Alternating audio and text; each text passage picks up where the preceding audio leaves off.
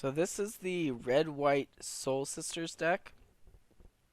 I have seen this deck a little bit in action, and then the deck recently made top 8 of an open in Baltimore. So it's a pretty cool deck. Haven't played with it myself yet, so I'm interested to see some of the interactions at work. It's got a lot of cool combos in it, and definitely the cards by themselves aren't the greatest, but working together, this deck can do some neat stuff for sure, and it may be a lot better than people give it credit for.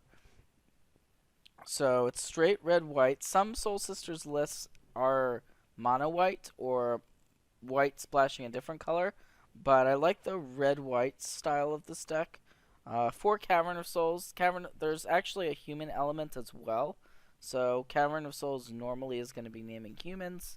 The rest of the mana base, nothing too fancy, fetch lands, and then we've got Sacred Foundries, 4 of them, and then some basics. So we start off at 1 mana with a bang. We've got a bunch of 1 mana cards to play. So Champion of the Parish. It's a 1 mana 1/1.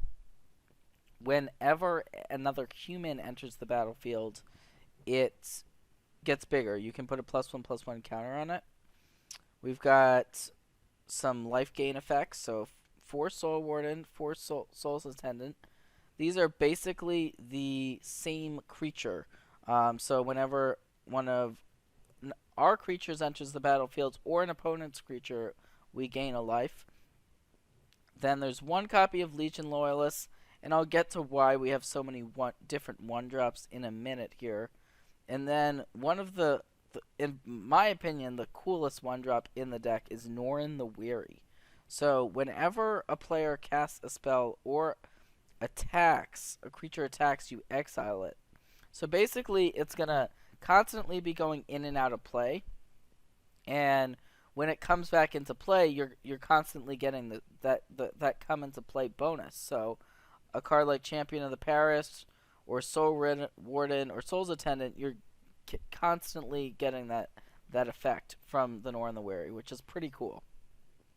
And then there's also some spot removal here in Path to Exile and Lightning Bolt. So a little bit of everything at 1 mana here. And then we've got some signature 2 mana cards, starting with Genesis Chamber.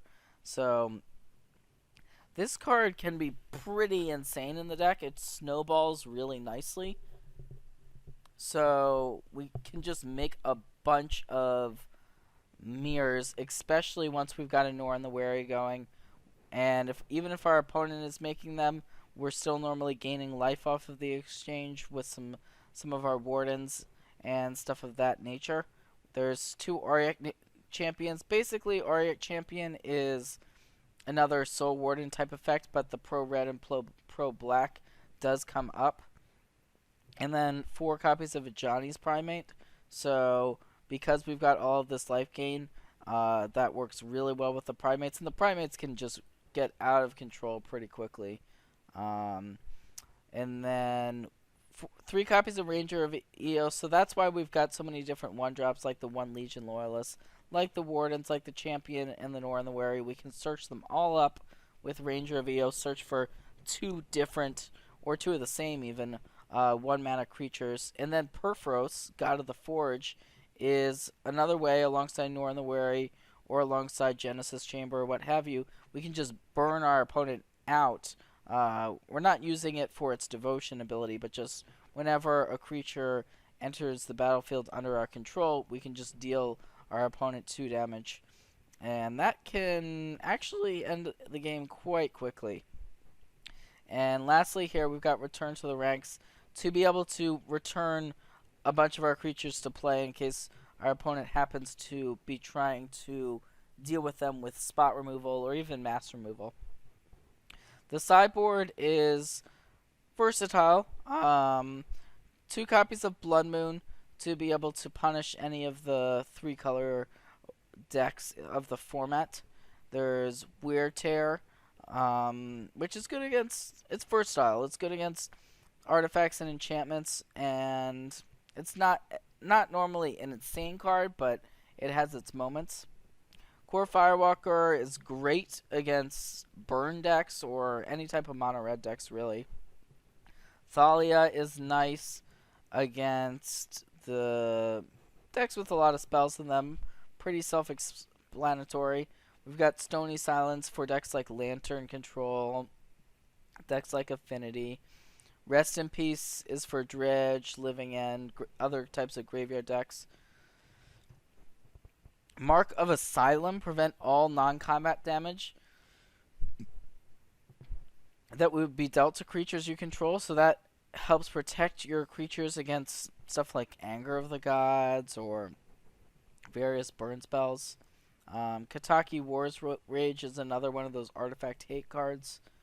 Grafdigger's Cage is another graveyard hate card, but it's also nice against the Collected Company decks of the format. And then we've got 2 copies of Electric Trickery, which actually have their moments. There's a lot of decks with random 1/1s or 1 toughness creatures running around. So this is the deck list. I'm pretty excited to play with it because it's a pretty fun deck to play from what I've seen. So looking forward to getting some games in.